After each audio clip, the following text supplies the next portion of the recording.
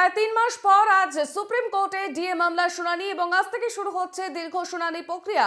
মামলা শুনবেন বিচারপতি ঋষিকেশ রায় এবং বিচারপতি প্রশান্ত কুমার মিশ্রের বেঞ্চ। এর আগে 11 বার ডিএ মামলার শুনানি হয়েছে শীর্ষ আদালতে। আজ 12তম শুনানি এবং দ্বাদশ শুনানিতে কি বড় ঘোষণা থাকছে সেই দিকেই অপেক্ষায় রয়েছে আন্দোলনকারীরা।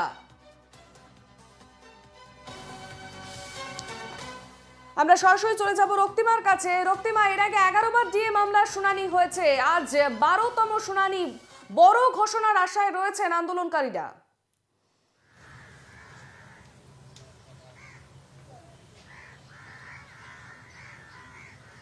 হ্যাঁ দেখো, একদমই তাই।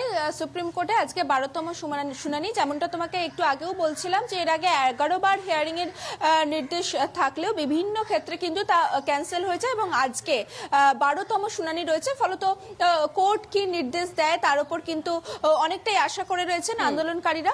দেখো, তোমাকে জানিয়ে রাখি, মূলত তাদের যে বক্তব্য, যে কেন্দ্রীয় যারা চাকরিজীবী রয়েছেন তাদের ক্ষেত্রে এবং তাদের সঙ্গে যারা রাজ্যের যারা চাকরিজীবী রয়েছেন তাদের ক্ষেত্রে কিন্তু 36% ফারাক ছিল প্রথমে ডি এর ক্ষেত্রে। এরপরে কিন্তু দেখা যায় যে গত বছরে 2023-এর বাজেটেও কিন্তু দেখা যায় যে কেন্দ্রীয় সরকারি চাকরিজীবী যারা রয়েছেন তাদের কিন্তু ডিএ বাড়ে। ফলত তারপর যেটা দেখা যায় যে মূলত যেখানে 36% ফারাক ছিল সেটা কাছাকাছি 50% মতো ফারাক হয়ে যায়। আর এইখানে কিন্তু আন্দোলন করে যাচ্ছে, এই বক্তব্য নিয়ে তারা আন্দোলন করে যাচ্ছে যে কেন এই ফারাক থাকবে, যেখানে ডিএ তাদের প্রাপ্য অধিকার, কেন রাজ্য সরকার তাদের প্রাপ্য অধিকার থেকে বঞ্চিত করছে। এই সমস্ত বিষয় নিয়ে কিন্তু তারা দীর্ঘদিন ধরে আন্দোলন করছে এবং আজকে সুপ্রিম কোর্ট যে মামলা রয়েছে সেক্ষেত্রে সুপ্রিম কোর্ট কি রায় দেয় তার উপর কিন্তু অনেকটাই কিন্তু নির্ভর করবে যারা আন্দোলনকারী রয়েছেন তাদের ভবিষ্যৎ। তোমাকে দেখাবো যে এই মুহূর্তে আমি রয়েছি ধর্মতলায় যে ডিএ মঞ্চ সেখানে, এবং আন্দোলনকারীরা উপস্থিত রয়েছেন। তারা কিন্তু তাদের স্পষ্ট বক্তব্য, তাদের দাবি যতক্ষণ না পূরণ হচ্ছে তারা কিন্তু উঠবেন না। এর আগেও আমরা দেখেছি যে কিছু দুদিন ধরে কিন্তু তাদের এখান থেকে উঠে যেতে বলা হয়। আর্মির তরফে কিন্তু একটা অভিযোগ আসে যে তাদেরকে এখান থেকে উঠে যেতে হবে, কিন্তু তাদের কিন্তু স্পষ্ট বক্তব্য যে আদালতের নির্দেশে তারা কিন্তু এখানে রয়েছেন, আন্দোলন করছেন।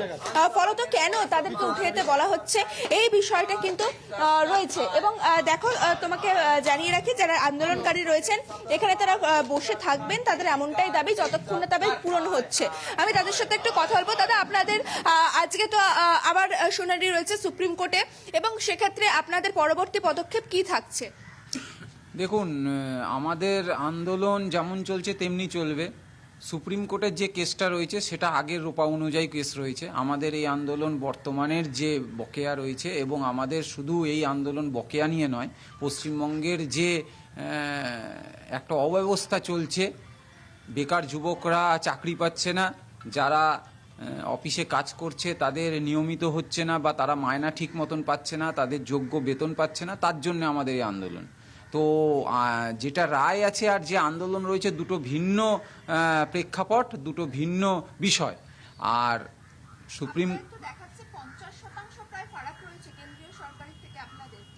টোটাল হচ্ছে গিয়ে প্রায় 71-এর উপরে, 71% আগের আর এখনের নিয়ে। তো সেটা মানে দুটো আলাদা বিষয়। আর হচ্ছে গিয়ে আমরা এখানে ধরুন গিয়ে সুপ্রিম কোর্ট যে রায় দিয়ে, মানে সুপ্রিম কোর্টের প্রতি আমাদের পূর্ণ ভরসা রয়েছে, এবং সাধারণ মানুষেও সুপ্রিম কোর্ট যাতে ভরসা বজায় রাখে আমরা আশাবাদী, সেই দিকেই খেয়াল থাকবে।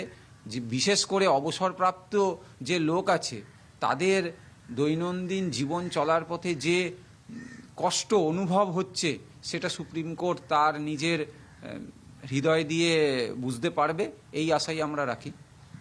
একদমই তাই। দেখো, এখানে আন্দোলনকারী যারা রয়েছেন তাদের কিন্তু স্পষ্ট বক্তব্য যে তাদের দাবি কিন্তু যতক্ষণ না মিটছে তারা থাকছেন।